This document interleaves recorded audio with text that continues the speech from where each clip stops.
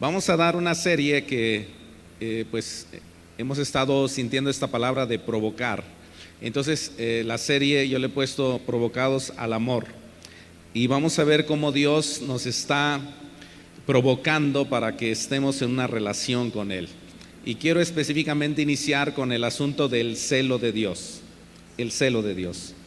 Y como te decía, nos gusta febrero por ser día del amor y la amistad, aprovechando estos días, pues a nivel nación, nosotros podemos utilizar los cumpleaños, las bodas, los 15 años, los nacimientos, los sepelios, eventos que existen y que suceden en nuestro diario vivir, los podemos utilizar para la gloria de Dios. Incluso el Día de Muertos podemos hacer el Día de Vivos, ¿me entiendes? ¿Por qué? Porque hay cosas en las que no vamos a participar, pero podemos enfatizar lo que dice la Escritura.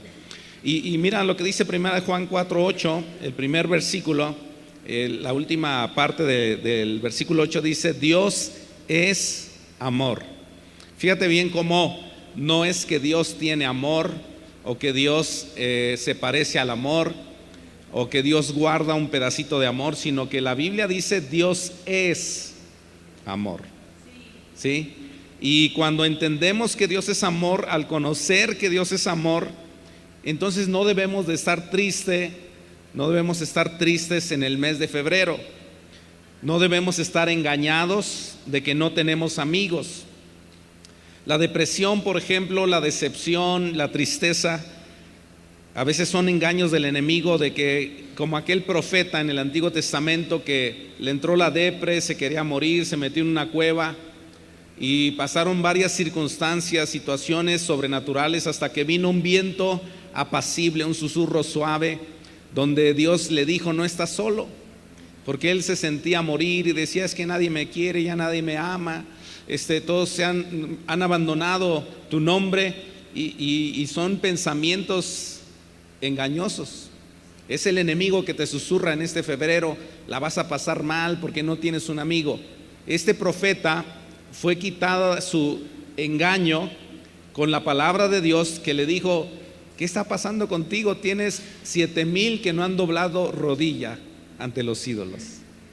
Y él se sentía solo cuando tenía 7,000 a su lado. Entonces tú en febrero no le hagas caso al enemigo, más bien entiende este pasaje y este verso que dice: Dios es amor. Y Dios demuestra siempre su amor. Y quiero decirte que el amor se declara. De nada sirve querer a alguien si no le declaras tu amor, ¿verdad, jóvenes? Y nosotros los casados un día le hicimos una declaración de amor. Fíjate que cuando yo le eché el ojo a Salud, llegó el momento en que me le declaré. Y mi declaración no fue: ¿quieres ser mi novia?, sino que mi declaración fue: ¿te quieres casar conmigo? O sea, yo fui al grano. Y yo esperaba una de 3 respuestas. La primera es no, la segunda es sí, o la tercera, pues déjame pensarlo, porque es una decisión muy importante en la vida. Y después de pensarlo como 1 minuto me dijo que sí. Bueno, tardó un día. Yo creo que Dios le habló en la noche, ¿verdad? Pero aquí en la ciudad de Pátzcuaro, hace muchos años, cuando empezamos la iglesia en Obregón, aquí sobre la calle Obregón, ahí empezó la iglesia, Obregón 178. Y recuerdo que una vez estaban apenas comenzando a hacer el libramiento, lo que hoy conocemos de libramiento, que pues ya tiene 2 carriles, ¿verdad? O sea, la avenida tiene un centro y hay 3 carriles para un lado y 3 al contrario. Pero en ese entonces solamente había 2 carriles, un solo sentido, y mucha tierra por un lado. Pero después pusieron un puente aquí por la ETI, y un chico se le ocurrió un febrero declararle a todo Pátzcuaro que amaba a una chica. Y amaneció la manta allí donde él declaraba su amor. Allí en el puente declaraba su amor a través de esta manta a su chica. No recuerdo si Tiburcia o algo así, pero le declaró su amor. Y mira, Dios declara su amor. No solamente lo hace desde el cielo, pero lo hace de una manera escrita a través de la palabra viva, el Espíritu de Dios que se mueve a través de su palabra, y ha quedado registrada historia de que Dios siempre nos ha amado. Dice Jeremías 31:3 en la NTV, dice: hace tiempo el Señor le dijo a Israel: yo te he amado, pueblo mío, con un amor eterno, con amor inagotable, ¿qué? Te acerqué a mí. ¿Sí? Entonces el amor se declara, pero también el amor se demuestra. Dios no solamente desde el cielo dijo: hey, gente, pueblo, naciones, yo les amo, sino que también Él no solamente declaró su amor, pero también demostró su amor. Mira lo que dice primero de Juan.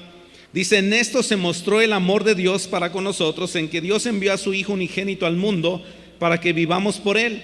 En esto consiste el amor, no en que nosotros hayamos amado a Dios, sino que en que Él nos amó a nosotros y envió a su Hijo en propiciación por nuestros pecados. Pero Dios se mostró el amor de Dios para con nosotros en que Dios envió ¿a quién? A su Hijo. El amor se declara, pero el amor se demuestra con cosas de valor, ¿sí? Y Él ofreció a su Hijo unigénito. No ofreció una parte de lo que le sobraba, no ofreció por ahí algo que ya no utilizaba, no ofreció algo barato, sino ofreció lo mejor de lo mejor. Y esa fue la demostración del amor de Dios. Conocemos el versículo San Juan 3:16: de tal manera amó Dios al mundo, que ha dado a su Hijo unigénito, para que todo aquel que en Él cree no se pierda, más que tenga vida eterna. Entonces Dios declara su amor desde el cielo, pero también al demostrar el amor, Él preparó un lugar. Por ejemplo, hizo un huerto donde antes de poner o de formar a Adán y a Eva, Él demostró su amor al ser humano haciéndole un paraíso, un huerto que le llamamos el paraíso, el Edén, y que se ha dañado a través de los siglos. Pero Dios está preparando un nuevo huerto, una nueva ciudad para nosotros, para todos los redimidos. Pero Él expresó, a través de hacer el huerto, expresó su amor a Adán y a Eva, y luego cuando fallaron expresó su amor enviando a alguien que pagara el precio para la salvación, a Jesucristo, para redimir, para salvar, para liberar al hombre de la esclavitud del pecado, para darle vida eterna otra vez, para sacarlo de lo peor y llevarlo a un lugar bueno. Yo recuerdo que cuando le declaré mi amor a Salud y me dijo que sí, pues tal vez ella pensó: y bueno, ¿y qué me vas a ofrecer? Y yo lo hice como en los tiempos antiguos con los reyes, cuando decían: hasta la mitad de mi reino te doy. Pero mi reino era una guitarra nada más. Y esa guitarra me la habían regalado, una guitarra bonita, me la habían regalado. Unos misioneros, cuando regresaron a su país, dijeron: Paul, vemos que no tienes una guitarra buena, te vamos a regalar una guitarra. Y entonces cuando le dije a Salud: hasta la mitad de mi guitarra te doy, ella bien lista dijo: no, pues ¿para qué quiero la mitad? Todo o nada. Y bueno, aceptó. Hasta la fecha ella conserva esa dote que yo le di. Fue lo único que pude darle. Una guitarra, se la han querido comprar por buen precio, y yo le digo: véndela, necesitamos dinero. Pero ella dice: no, es mi guitarra. Y la recordamos, la tenemos como un recuerdo de nuestro pacto. Entonces el amor pues se declara, el amor se demuestra, pero también el amor se recibe o se rechaza. Tú recibes o rechazas un ofrecimiento que tú consideras bueno o malo. Para los incrédulos, para los que les gusta andar en las tinieblas, cuando se les ofrece la luz, ellos no quieren. Ellos dicen: no, yo quiero seguir en las tinieblas. La salvación, lo que Dios demostró de enviar a su Hijo, La gente necesita tomar la decisión de aceptarlo o rechazarlo. Mira lo que dice San Juan 3:17 al 19. Dice: porque no envió Dios a su Hijo al mundo para condenar al mundo, sino para que el mundo sea salvo por él. El que en él cree no es condenado. O sea, el que en él cree recibe el amor y no es condenado. Pero el que no cree, sigue diciendo el versículo, ya ha sido condenado porque no ha creído en el nombre del unigénito Hijo de Dios. Y esa es la condenación, que la luz vino al mundo y los hombres amaron más las tinieblas que la luz, porque sus obras eran malas. Entonces, ¿amas la luz o amas las tinieblas? La luz representa a Dios, a Jesucristo. Jesús es la luz del mundo. Y el que camina, el que se acerca a él, no anda en tinieblas. Tinieblas se refiere a Satanás, las huestes de maldad, todos los demonios, el infierno. La luz representa la vida, el cielo, estar con Cristo. Y tú decides qué hacer, si quieres recibir o quieres rechazar esta luz, esta salvación. Tú decides. Yo realmente te exhorto en este día a que entiendas que Dios te ama y que ha demostrado su amor, ha enviado lo mejor a Jesús. Y tú tienes que arrepentirte de tus pecados, reconocer que necesitas a Jesucristo. Y al recibir ese regalo, recibes la salvación. ¿Cómo lo haces? Con tu boca declaras. Hay dos cosas que tienes que hacer: declarar con tu boca que Jesús es tu Señor y Salvador, pero hacerlo de aquí adentro de tu corazón.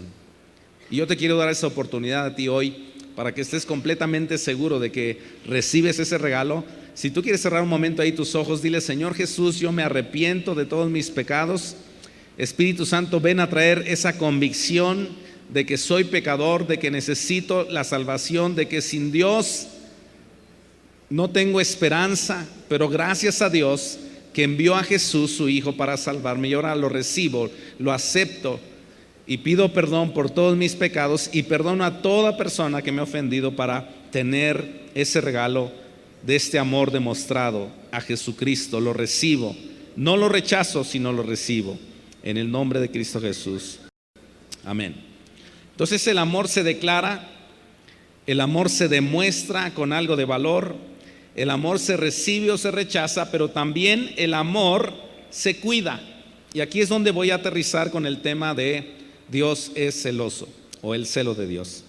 El amor se cuida. Uno de los nombres de Dios es Dios celoso. Nosotros hemos escuchado que Dios es amor. Uno de los nombres de Dios: Dios es el Señor Todopoderoso.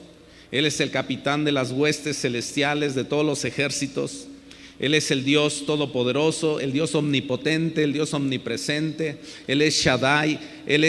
Tiene nombres diversos, y de acuerdo a sus nombres son sus atributos, lo que Él es: Dios santo, ¿sí? Y uno de los nombres que olvidamos es que Dios es celoso. Uno de sus nombres de Dios es celoso, y en la Biblia está con mayúscula. Y cuando hablamos de celo, no vamos a pensar como nosotros, como humanos, que fallamos y que entramos en un celo malo. En la Biblia puedes encontrar palabras de celo, pero tienen diferente significado. Cuando se refiere a los atributos de Dios, el celo de Dios es diferente. Dice Éxodo 22 al 6, dice: yo soy Jehová tu Dios, que te saqué de la tierra de Egipto, de casa de servidumbre. No tendrás dioses ajenos delante de mí, no te harás imagen ni ninguna semejanza de lo que está arriba en el cielo, ni abajo en la tierra, ni en las aguas debajo de la tierra. No te inclinarás a ellas, ni las honrarás, porque yo soy Jehová tu Dios, fuerte, celoso. Dios fuerte, Dios celoso, que visito la maldad de los padres sobre los hijos hasta la tercera y cuarta generación de los que me aborrecen, y hago misericordia a millares a los que me aman y guardan mis mandamientos. El amor se cuida. La palabra hebrea de celo de parte de Dios designa el rojo que sale al rostro de un hombre apasionado. Esa es la raíz de esta palabra celo. Designa el rojo que sale al rostro de un hombre apasionado. El celo según su motivo puede ser bueno o puede ser malo. Me gustó la traducción del lenguaje actual, porque el Salmo 69:9, el amor que siento por tu templo me quema como un fuego. Esa es la palabra de un hombre de Dios que recibió una revelación de Dios, un salmista, y él está diciendo: el celo de tu casa me consume. Aquí dice: el amor que siento por tu templo me quema como un fuego. Acuérdate que el templo, ¿quién es ahora? Nosotros. Entonces, ¿quién está diciendo el amor que siento por tu templo me quema como un fuego? Obviamente es David, pero es Dios que tiene celo por nosotros, y su amor ardiente, apasionado, nos cela, nos cuida, nos protege. Dice: por eso me siento ofendido cuando te ofenden a ti. Esa es una palabra del rey David. Y él está diciendo: el amor que siento por tu templo me quema como un fuego, por eso me siento ofendido cuando te ofenden a ti. ¿Sabes? El Espíritu Santo se ofende cuando queremos interponer o poner en medio a alguien que no sea Dios. Específicamente, el celo de Dios se enciende por la idolatría. Ya leímos en el Antiguo Testamento que los 10 mandamientos, parte de ello lo que declara Dios a sí mismo es como un Dios celoso, celoso por su amado pueblo, por Israel, pero también por su iglesia actualmente, como un esposo cela a su esposa. Pablo apóstol maneja un poco este sentir también de David. Mira, en 2 Corintios 11:2 dice: Dios ha hecho que yo me preocupe por ustedes. Lo que quiero es que ustedes sean siempre fieles a Cristo, es decir, que sean como una novia ya comprometida para casarse, que le es fiel a su novio y se mantiene pura para él. Este amor de Dios lo lleva a ese celo que se enciende su amor por nosotros. Sus acciones más violentas, dice un diccionario, dice: sus acciones más violentas del celo de Dios tienden a no mostrar su propio interés, sino su amor espontáneo. Y el eje del celo es en contra de la idolatría. Por eso lo que hemos estado aprendiendo de los pasos para la sanidad, un aspecto importante y algo que debemos de cuidar siempre, siempre, siempre es la idolatría. Porque ídolo no es tener una imagen enfrente de ti, ídolo es en lo que tú piensas siempre.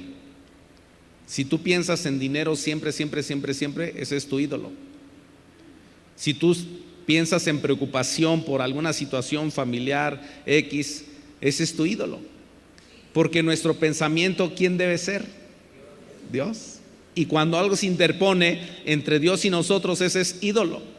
Y puede ser algo físico, puede ser tu esposo, tu esposa. Hay personas que dicen: cuando se muere un pariente, yo me quiero morir con él. Ese es tu ídolo. Cuando alguien dice: es que yo me quiero morir al igual que se ha muerto mi esposo, mi esposa, mi hijo, mi padre, es su ídolo. Está haciendo de los hombres un ídolo y lo está declarando. Y Dios es celoso y Él no quiere que nada se interponga entre Él y tú, entre Él y yo. ¿Estás de acuerdo conmigo? Entonces Dios nos ama y quiere que respondamos a su amor y que nos comprometamos a ser fieles a ese amor y a no dejar que algún ídolo se interponga entre Dios y nosotros, porque si lo hacemos de acuerdo al pacto que hemos hecho con Él, es decir, si buscamos o tenemos algo en medio entre Dios y nosotros, Él se pone celoso y Él va a actuar, porque le hemos dicho sí a Él, a su amor, y Él va a actuar para librarnos de lo que se interpone. Él va a defender lo que es suyo. Él va a defender lo que le pertenece. Así que en la traducción, el celo bueno de Dios es importante porque Él nos ama. Yo recuerdo que cuando mi esposa me dijo: sí, te acepto, después de pensarlo, ¿verdad? Desde ese momento yo decidí cuidarla, amarla, protegerla. Y entra, como todo hombre que está aquí presente, que tiene a su esposa, que tiene a sus hijos, hay un celo por tu casa. Hay un celo bueno por tu esposa. No me refiero a ese celo de desconfianza, ¿sí?, de infidelidad. El Antiguo Testamento maneja este asunto de cuando una persona tiene ese tipo de celo, buscar a Dios para ver si eso realmente es algo para sacar a luz un pecado. Pero hay momentos en que hay un celo por tu casa, por tu esposa, y hay momentos donde nadie más puede entrar ahí. Por ejemplo, mi esposa y yo,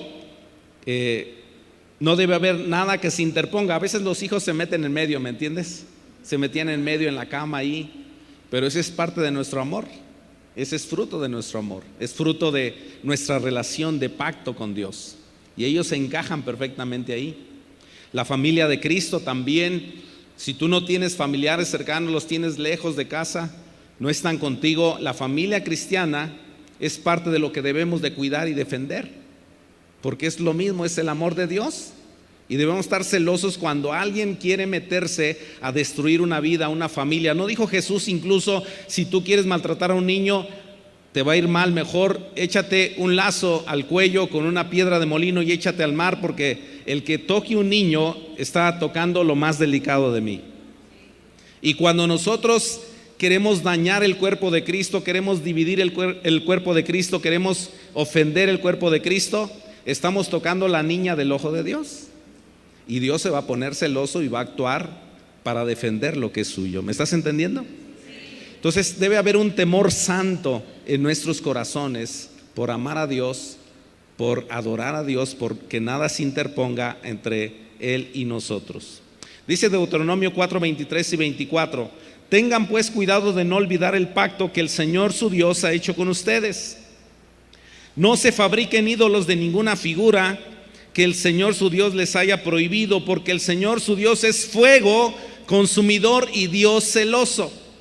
Fíjate cómo están estas dos partes: Dios fuego consumidor, Dios celoso.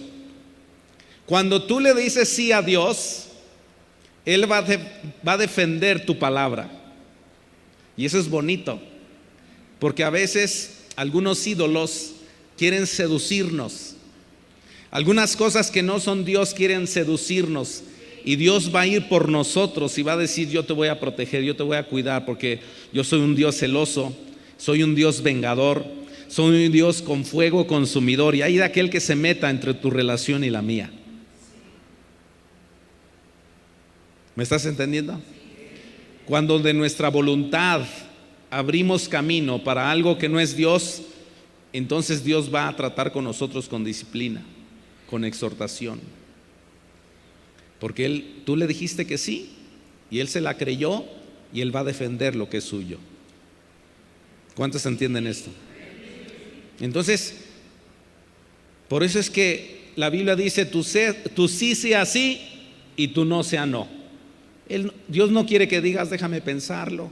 Imagínate que yo estuviera esperando a mi esposa todavía el día de hoy que me diga déjame pensarlo. ¿Sí o no? ¿Le entras o no le entras? Y tú, cuando Dios habló a tu vida, cuando habló a mi vida, cuando vino la revelación de un dolor por el pecado, de que estamos en pecado, que vamos a un infierno, y de repente se nos presenta la salvación que hay en Jesús, lo primero que viene es el arrepentimiento de nuestros pecados, el reconocer que no tenemos oportunidad de estar con Dios por nuestro pecado, pero ahí es donde la sangre de Cristo nos limpia de nuestros pecados. Y ahí es donde la obra de Cristo en nosotros nos hace unirnos al Padre.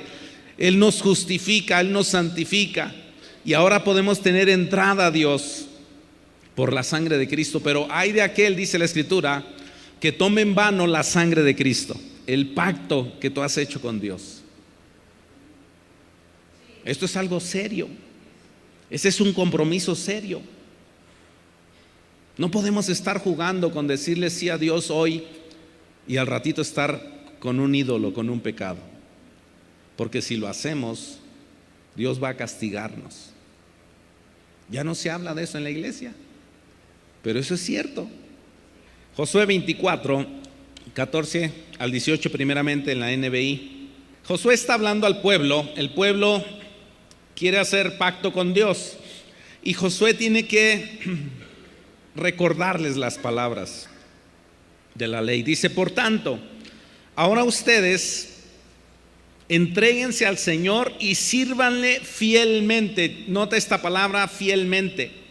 Dice, desháganse de los dioses de sus antepasados, que sus antepasados adoraron al otro lado del río Éufrates y en Egipto, y sirvan solo al Señor. Pero si a ustedes les parece mal servir al Señor, en otras palabras, si ustedes no quieren servir al Señor, elijan ustedes mismos a quién quieren servir: a los dioses que sirvieron sus antepasados al otro lado del río Éufrates, o a los dioses de los amorreos en cuya tierra ustedes ahora habitan. Por mi parte, mi familia y yo serviremos al Señor. Ahora mira lo que dice el versículo siguiente. Dice, el pueblo respondió: eso no pasará jamás. Nosotros no abandonaremos al Señor para servir a otros dioses. El Señor nuestro Dios es quien nos sacó a nosotros y a nuestros antepasados del país de Egipto, aquella tierra de servidumbre. Él fue quien hizo aquellas grandes señales ante nuestros ojos, nos protegió durante todo nuestro peregrinaje por el desierto, y cuando pasamos entre tantas naciones, el Señor expulsó a todos los que vivían en este país, incluso a los amorreos. Por esa razón, nosotros también serviremos al Señor, porque Él es nuestro Dios. Pero mira, versículo 19, ahora voy a leer la versión 60. Dice, entonces Josué dijo al pueblo: no podréis servir a Jehová, porque Él es Dios santo y Dios celoso. No sufrirá vuestras rebeliones y vuestros pecados. Si dejareis a Jehová y sirviereis a dioses ajenos, Él se volverá y os hará mal y os consumirá después que os ha hecho bien. ¿Te acuerdas que una parte del pueblo, todos salieron de Egipto, pero luego durante la estancia en el desierto hubo dificultades, quejas, enfado con el líder Moisés? Un grupo se rebeló contra Moisés, y entonces Dios le dijo a Moisés: separa quién está contigo y quién está en contra. Y dice que se abrió la tierra y tragó vivo a este grupo que estaban rebelándose a la voluntad de Dios. Ese grupo no era inconverso, ese grupo no era pagano. Ese grupo que se abrió la tierra y tragó a toda la gente que estaba con Coré era parte del pueblo de Dios. ¿Te das cuenta? Porque Dios es celoso. Él no les perdonó porque no se arrepintieron. Y una persona que no se arrepiente de sus pecados no puede ir al cielo, no puede ir con Dios. Tiene que haber arrepentimiento, tiene que haber rendición, tiene que haber entrega, no tiene que haber ídolos. Bien, entonces Josué 24:21 dice, pero el pueblo insistió: esto no pasará jamás. Otra vez están insistiendo: esto no va a pasar, nosotros solo serviremos al Señor. Y Josué les dijo una vez más: ustedes son testigos contra ustedes mismos de que han decidido servir al Señor. Sí, sí lo somos, respondió toda la asamblea. Josué replicó: desháganse de los dioses ajenos que todavía conservan. Fíjate cómo aquí vemos unas palabras que no concuerdan con los hechos del pueblo. Porque Josué está diciendo: ustedes tienen que decidir a quién servir, pero yo y mi casa vamos a servir al Señor. Y el pueblo está diciendo: nosotros también vamos a servir al Señor. Entonces, para ser más específico, Josué tiene que decirles: es que no concuerdan sus palabras con sus hechos. Ustedes están diciendo que quieren servir a Dios, pero todavía tienen ídolos. Dice: desháganse, replicó. Es como algo insistente de Josué. Les está diciendo: sigan a Dios, sí lo vamos a seguir. Sigan a Dios, sí lo vamos a. Entonces, ¿por qué tienen ídolos? Desháganse de sus ídolos, de los dioses ajenos que todavía conservan, todavía están conservando cosas en su corazón. Vuélvanse de todo corazón al Señor, Dios de Israel. El pueblo respondió: solo al Señor nuestro Dios serviremos, y solo a Él obedeceremos. Hay momentos donde debemos de cuidarnos de la religiosidad. La religiosidad es cantar alabanzas, declarar con mi boca que Jesús es mi Señor, mi Salvador, que lo amo y que lo sirvo, pero otra cosa es que sigo guardando cosas en mi corazón. Y el religioso, Dios nos libre de ser religiosos en este sentido, de decir algo que no vivimos. Porque aquí el pueblo está diciendo, sí serviremos al Señor, sí serviremos al Señor. Josué les dice, entonces ¿por qué tienen ídolos? ¿Por qué tienen todavía cosas? Y ellos siguen diciendo, sí serviremos al Señor. Allí no dice que se deshicieron de los ídolos. Y te voy a decir por qué, porque después el pueblo se apartó del Señor. O sea, lo que estaba diciendo era solamente religioso. Y tú vas a ver la historia, después se apartó el pueblo del Señor. Y tuvieron que ser llevados esclavos a otra nación, porque decían una cosa y no hacían otra. Decían una cosa y hacían otra. Entonces, al amar a alguien surge un celo santo. No son celos de sospecha o por engaño, a veces llega a suceder entre humanos, pero el celo de Dios es el cuidado que pone en nosotros, el interés de que seamos exclusivamente para Él, de que no va a compartir su gloria, no va a compartir su amor con nadie que sea de su gloria y para Él.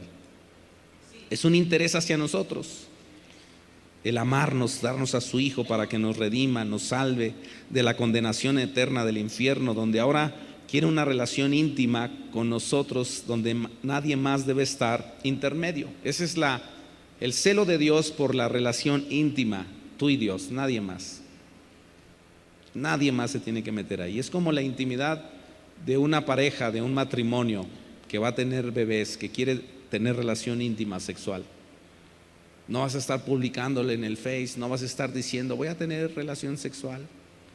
Es algo personal, íntimo, privado, único, perfecto, ¿sí? Que Dios ha formado, ha dado. Y es lo mismo el espiritual, porque si vemos en la Escritura, la Biblia dice que Cristo es el esposo, ¿verdad? Y tiene su novia, ¿quién es? La esposa es la iglesia de Cristo. Y tiene que tener relación íntima para que venga fruto del Espíritu. Una comunicación, una relación íntima. Allí en esa relación íntima, como decía del profeta, que fue cuando escuchó la voz suave de Dios, es una oración solamente dirigida a Dios, no tiene que ser a ninguna imagen, ninguna fotografía, ninguna persona, no tiene que haber una declaración de tu boca de adorar a alguien más que a Dios. Hay grupos, hay personas que combinan su adoración, adoran a Dios pero adoran otra cosa, y Dios no comparte su gloria así. Entonces tenemos que tener cuidado, tener interés para estar solamente con el Señor. Y quiero cerrar con el versículo de Jesús. Jesús precisamente hizo lo que hizo. Se me hace interesante que cuando Jesús hizo esto que vamos a leer, es cuando iba iniciando su ministerio. Apenas iba iniciando su ministerio cuando Él se mete al templo. Y mira lo que dice Mateo 21, 12 al 14. Jesús entró al templo de Dios y echó fuera a todos los que vendían y compraban en el templo, y volcó las mesas de los cambistas y las sillas de los que vendían palomas, y les dijo: escrito está, mi casa, casa de oración será llamada, mas vosotros la habéis hecho cueva de ladrones. En otras palabras, el templo es para la oración. El templo es para la meditación, para escuchar y meditar y obedecer la palabra. El templo es para el arrepentimiento. La gente, incluso antes de que Cristo viniera para morir por nosotros y salvarnos y darnos su sangre, todo el Antiguo Testamento refiere a que las personas que se acercaban al templo tenían que purificarse, tenían que lavarse, tenían que limpiarse, tenían que hacer sacrificios de derramamiento de sangre, porque no podían entrar al templo si no había eso constantemente. Ellos no podían decir lo hago cada año. No, ellos tenían que hacerlo cada vez que iban al templo. De hecho, nadie podía llegar al templo con las manos vacías. Todos tenían que llevar una ofrenda, un sacrificio, una entrega de algo. Y eso mismo sucede con nosotros. El templo somos nosotros. Ahora nosotros debemos estar limpios, nosotros debemos estar arrepentidos, nosotros debemos estar purificándonos, lavándonos con agua para recibir el aceite de la unción, la presencia del Espíritu Santo. Todos estos símbolos es nuestra vida rendida a Cristo, porque el templo somos nosotros, el templo eres tú, el templo soy yo. ¿Estás de acuerdo? Por eso no debemos orar a nadie más, no debemos adorar a nadie más, no debemos postrarnos ante nadie más. Porque si hemos hecho pacto con Dios, Él es celoso. Y entonces vamos a tener problemas si le decimos que sí y al final le engañamos. Ha habido historias trágicas en lo natural, donde a un hombre, por ejemplo, le engaña a su esposa o viceversa, y el hombre en su celo malo toma una pistola, toma un arma y daña a la persona con la cual su cónyuge fue infiel. Es un celo malo. Dios tiene todavía misericordia de nosotros, y dice la Escritura que cada día se renueva su misericordia. Ese es el celo de Dios. Yo pido que podamos estar así, bien metidos con Dios. Fíjate, si yo le pidiera al grupo de alabanza, y de hecho ya les voy a pedir que pasen, ¿no? Pero si yo les pidiera al grupo de alabanza que cantaran una composición, escribieran una composición, hicieran una canción sobre el celo de Dios, ¿cómo sería esa canción?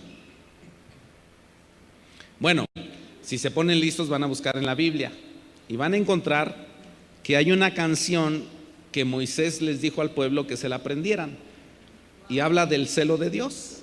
No me sé la música, ¿no? Entonces lo voy a tener que leer. Le despertaron a celos con los dioses ajenos, lo provocaron a ira con abominaciones, sacrificaron a los demonios y no a Dios, a dioses que no habían conocido, a nuevos dioses venidos de cerca que no habían tenido vuestros padres. De la roca que te creó te olvidaste, te has olvidado de Dios tu creador. Y lo vio Jehová y se encendió en ira por el menosprecio de sus hijos y de sus hijas, y dijo: esconderé de ellos mi rostro, veré cuál será su fin. Fíjate, es una canción.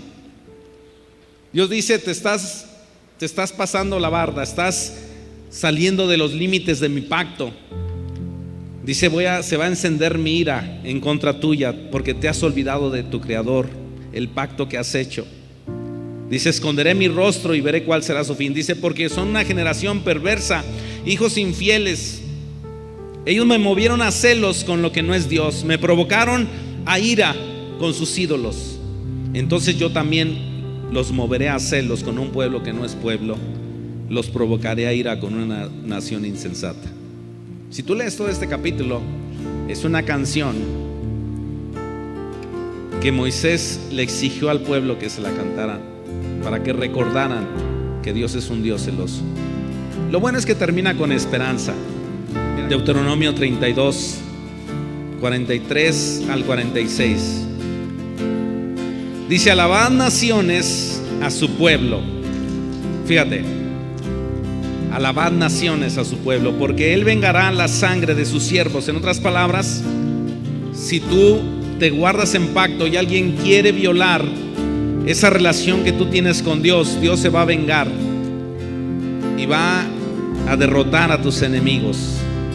Tomará venganza de sus enemigos y hará expiación por la tierra de su pueblo. Vino Moisés y recitó todas las palabras de este cántico. Fíjate, recitó las palabras de este cántico a oídos del pueblo, él y Josué hijo de Nun. Y acabó Moisés de recitar todas estas palabras a todo Israel y les dijo: aplicad, di conmigo, aplicad. Aplicad vuestro corazón a todas las palabras que yo hoy testifico, para que las mandéis a vuestros hijos, a fin de que cuiden de cumplir todas las palabras de esta ley, porque no es cosa vana, es vuestra vida. Y por medio de esto, de esta ley, haréis prolongar vuestros días sobre la tierra a donde vais pasando el Jordán para tomar posesión de ella. La tierra prometida para nosotros es la vida eterna. Y Dios está diciendo: yo soy celoso. Has hecho un pacto conmigo. Tú decidiste hacer un pacto conmigo.